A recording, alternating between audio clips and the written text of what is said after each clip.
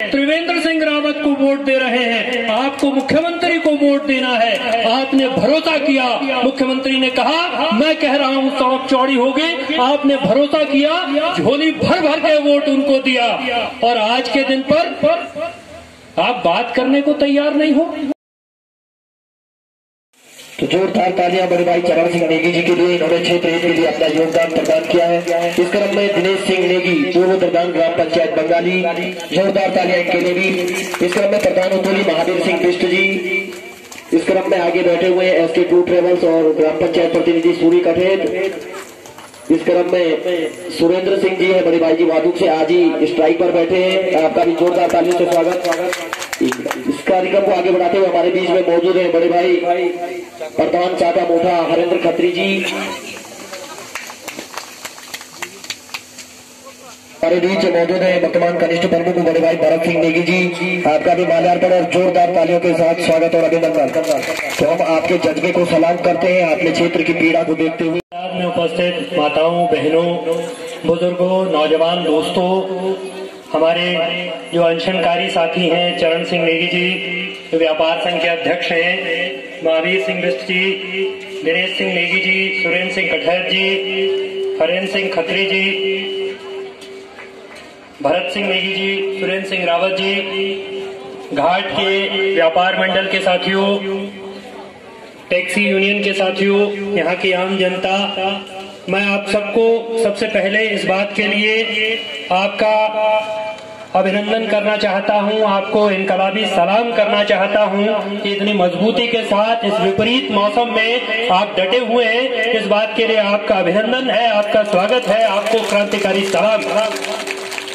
और ये थोड़ा कम कर। और इस समय जब आप यहाँ बैठे हैं तो एक देश में दिल्ली की राजधानी को घेरे हुए 3 तरफ से किसान, जिनका आंदोलन दूसरे महीने में प्रवेश करने जा रहा है, और दूसरा ये सीमांत में आंदोलन है जो दूसरे महीने की तरफ बढ़ रहा है। तो एक आंदोलन वहाँ देश की राजधानी की सीमाओं पर है और एक आंदोलन इस देश के सीमांत में आप लोग कर रहे हैं।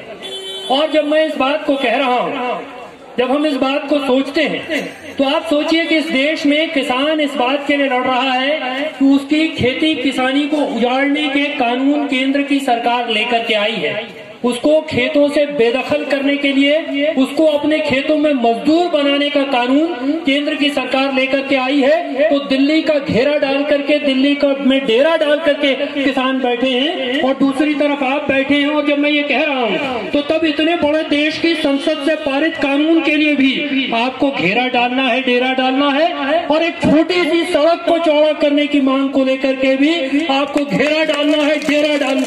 ये इस देश की हालत हो गई है, ये देश के लोकतंत्र की हालत हो गई है। ये अपने आप में शर्मनाक बात। और जिस बात को हमारे साथी अंकित उछोली ने कहा कि भाई ये जो सड़क की मांग है, सड़क को चौड़ा करने की मांग है, ये मांग सिर्फ आपकी मांग नहीं है, बल्कि पूर्ववर्ती सरकार में मुख्यमंत्री हरीश रावत ने इस बात को कहा कि सड़क चौड़ी की जाएगी।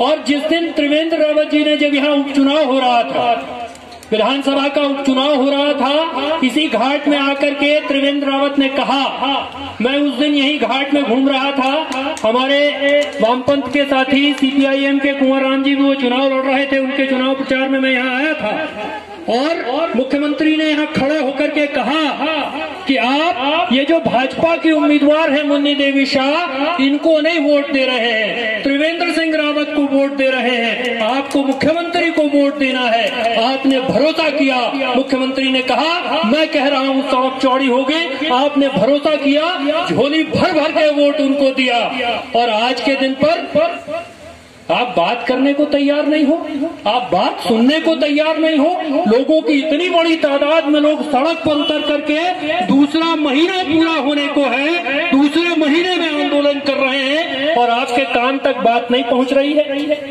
वही मुख्यमंत्री जो कह रहा था कि मुझको वोट दो, आप मुझको वोट दे रहे हैं, त्रिवेंद्र रावत को वोट देना है, मुन्नी देवी शाह को नहीं देना है, त्रिवेंद्र रावत को वोट देना है।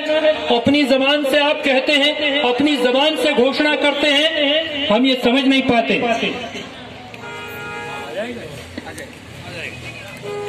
हम ये समझ नहीं पाते कि कोई मुख्यमंत्री घोषणा करे और ये कैसी सरकार है। विधानसभा का चुनाव हो रहा था 2017 में, मोदी जी आए दिल्ली से, उन्होंने कहा दिल्ली में एक इंजन है और दिल्ली के इंजन को, देहरादून के इंजन को उसमें जोड़ दीजिए दिल्ली के इंजन के साथ और डबल इंजन की सरकार बना दीजिए और डबल इंजन की सरकार बनाइए। देखिए कि डबल इंजन डबल तेजी के साथ विकास करेगा। डबल इंजन की सरकार बनी और डबल इंजन से विकास नहीं निकल रहा है, दो इंजनों का दोहरा धुआं निकल रहा है, जम करके धुआं ही धुआं है चारों तरफ, उसके अलावा कुछ नहीं निकल रहा है।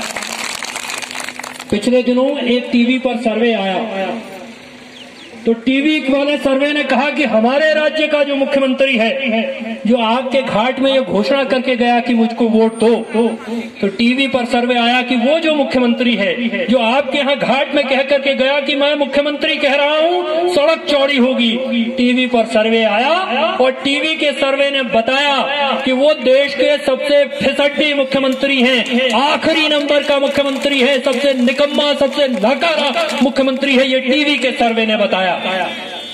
हालांकि मैं ये समझता हूं कि जिनको उनसे ऊपर बताया गया उनमें कुछ एक को छोड़ दीजिए तो वो सारे भी कोई त्रिवेंद्र सिंह से अलग नहीं है, वो भी अपने अपने राज्य के त्रिवेंद्र सिंह हैं। एक हरियाणा का त्रिवेंद्र सिंह है, एक तेलंगाना का त्रिवेंद्र सिंह है, एक पंजाब का त्रिवेंद्र सिंह है, उनमें और त्रिवेंद्र सिंह में कोई बहुत अंतर नहीं है। भाजपा वाले बड़े नाराज होते रहे, हमारे मुख्यमंत्री को सबसे पिछड़ा बता दिया। फिर भाजपा वालों ने एक सर्वे कराया और उन्होंने कहा कि सारा उत्तराखंड कह रहा है कि त्रिवेंद्र सिंह तो सबसे ऊपर है। हम ये पूछना चाहते हैं कि वो जो सर्वे है, सरकार सर्वे, जिसमें कहा कि त्रिवेंद्र सिंह रावत पहले नंबर पर है, उसमें ये घाट के लोग शामिल हैं कि नहीं है? आप लोगों ने कहा क्या कि त्रिवेंद्र सिंह रावत सबसे ऊपर है? इस प्रदेश में स्वास्थ्य सुविधाओं की बात हुई, इस प्रदेश में हर महीने औसतन, मैं आपसे कहना चाहता हूं, आप अखबार देखिए, हर महीने अखबार में कम से कम एक खबर है कि एक गर्भवती महिला, एक गर्भवती लड़की की प्रसव के दौरान मौत हो रही है। पिछले एक साल से लगभग औसतन हर महीने, क्या वो जो हर महीने एक एक मर रहे हैं, एक से ज्यादा मौतें हो रही हैं, उनमें से किसी ने कहा कि त्रिवेंद्र सिंह रावत सबसे ऊपर है? मैं ये सवाल करना चाहता हूं, तुम एक सड़क चौड़ी नहीं कर सकते हो? नई सड़क नहीं मांग रहे हैं आप, नई सड़क के लिए आंदोलन नहीं कर रहे हैं, नई सड़क की लड़ाई नहीं लड़ रहे हैं, सड़क बनी हुई है, उसको खोद करके चौड़ा करना है। एक राष्ट्रीय राजमार्ग है, वो भी वैसा ही हो रहा है, वो भी कोई नई सड़क नहीं बन रही है, लेकिन 12,000 करोड़ रुपया उसके लिए डकारा जा रहा है, जेबों में भरा जा रहा है, सड़क से मलबा खोद करके नदी में फेंक रहे हैं, पेड़ काट रहे हैं, उस पर 12,000 करोड़ रुपए का वारा न्यारा हो रहा है। तो आपकी सड़क पर तो 12,000 करोड़ रुपया नहीं लगना है, तो 12,000 करोड़ रुपया चूंकि नहीं लगना है, आज के दिन पर सरकार का मतलब क्या हो गया? आज के दिन पर राजनीति किसकी है? आज के दिन पर राजनीति जनता की नहीं है, जनता के पक्षधर लोगों की नहीं है। राजनीति नेता कौन है? ठेकेदार। कार्यकर्ता कौन है? ठेकेदार। तो वो देखते हैं आपके यहाँ अस्पताल बन गया, अस्पताल की बिल्डिंग है, लेकिन काम चलाने के लिए 2 डॉक्टर है, क्योंकि डॉक्टर से ठेका नहीं मिलता, डॉक्टर नियुक्त करने में पैसा नहीं मिलता, बिल्डिंग बनाने में पैसा मिलता है, इसलिए बिल्डिंग बन गई है, उपकरणों की खरीद हो गई है, उसमें पैसा है, उसमें जम करके पैसा आता है, इसलिए ये हुआ। और आप लोग जिस बात के लिए लड़ रहे हैं, आपके यहाँ तमाम तीर्थ स्थल हैं, पर्यटक स्थल हैं, उन तमाम पर्यटक स्थलों तक लोग आए, उसकी बेहतरी हो, इस बात के लिए आप आंदोलन कर रहे हैं। और जवाब में क्या हो रहा है? तो ये भारतीय जनता पार्टी के जमाने में एक अद्भुत किस्म का मामला हो गया कि भाई सड़क पर अगर केंद्र की सरकार के खिलाफ किसान लड़ रहा है तो वो कह रहे हैं ये किसान नहीं है, ये खालिस्तानी है, माओवादी है, पाकिस्तानी है, चीन में प्रायोजित है, ये सब कुछ है, लेकिन ये किसान नहीं। और आप जो सड़क के लिए लड़ रहे हैं तो आप जनता नहीं है। ये भारतीय जनता पार्टी के राज में अद्भुत तरह का खेल हो गया। ये जो इस तरह की परिपाटी चली है कि लोगों को जो सरकार के खिलाफ बोले, अरे भाई गद्दी पर आप बैठेंगे, कुर्सी पर आप बैठेंगे, माला आपके गले में पड़ेगी तो मांग करने किसके पास जाएंगे? किसी दूसरे के पास जाएंगे, दूसरों के पास जाना होगा मांग करने के लिए। चीन वालों के पास जाना होगा। तुम्हारा निकम्मापन, तुम्हारा नाकारापन यह है कि तुम्हारे बस की सड़क चौड़ा करना नहीं है, और चीन हमारी सीमाओं के अंदर घुस करके, अरुणाचल प्रदेश में घुस करके गांव बना दे रहा है, और तुमसे सड़क नहीं चौड़ी होती। ये तुम्हारा डबल इंजन है। और जब लोग लड़ रहे हैं इस बात के लिए, जब इस बात के लिए लड़ाई हो रही है, तो कल भी मुझे पता चला कि भाई फ्लैग मार्च हो रहा है यहाँ, पुलिस इधर से उधर परेड कर रही है। इस जिले के एसपी ने, मुझे लोगों ने बताया, आंदोलनकारी साथियों ने बताया कि फोन कर करके एसपी ने कहा कि गुंडा एक्ट लगा दूंगा। सड़क मांगना गुंडागर्दी की कार्रवाई हो गई। आप इसलिए भेजे गए हैं वहां। मैं पुलिस के लोगों से कहना चाहता हूं, ये उत्तराखंड राज्य हमने पुलिस प्रशासन से लड़ करके हासिल किया। और सुनो, जो एसपी हैं, जो जिले के आला अधिकारी हैं, वो जरा सुने कि चमोली जिले में 2 अक्टूबर 1994 के बाद कर्फ्यू लगा, तो लोग गांव से गोपेश्वर में गए कि भाई देख कर तो आते हैं कर्फ्यू कैसा होता है। तो ये कर्फ्यू देखने आते हैं लोग, कर्फ्यू से डरते नहीं है, पुलिस से डरते नहीं है, इससे इनको फर्क नहीं पड़ता है।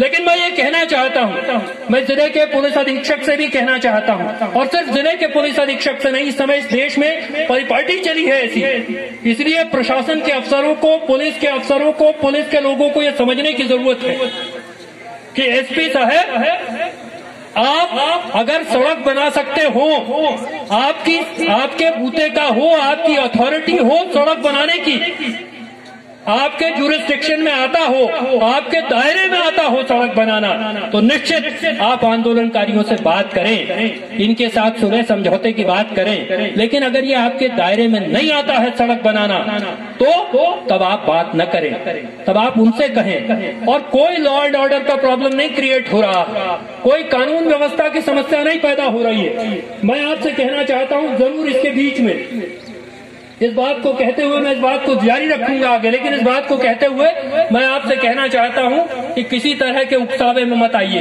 किसी के साथ हिंसा मत करिए, शांतिपूर्ण तरीके से प्रोटेस्ट करिए, प्रदर्शन करिए। उनके लोग हैं जो रिपोर्ट करते हैं लोग की कितनी भीड़ हुई, कितने लोग आए, कैसा प्रदर्शन हुआ, इसलिए उकसावे में मत आइए। किसी भारतीय जनता पार्टी वाले से, किसी RSS वाले से लड़ने की जरूरत नहीं है, उससे झगड़ा करने की जरूरत नहीं है, पहली बात।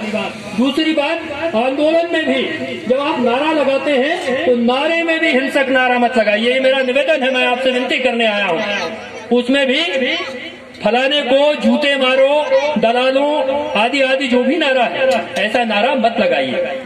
आप इस बात की चिंता मत करिए कि कौन आपके साथ नहीं है, जो नहीं है साथ में उसकी चिंता आप मत करो। आपका आंदोलन इतना बड़ा है कि जो नहीं है आपके साथ उसे अपनी राजनीति की चिंता करनी पड़ेगी कि कल को वो राजनीति में खड़ा होगा कि नहीं होगा। इसलिए उसका चिंता आप मत करिए।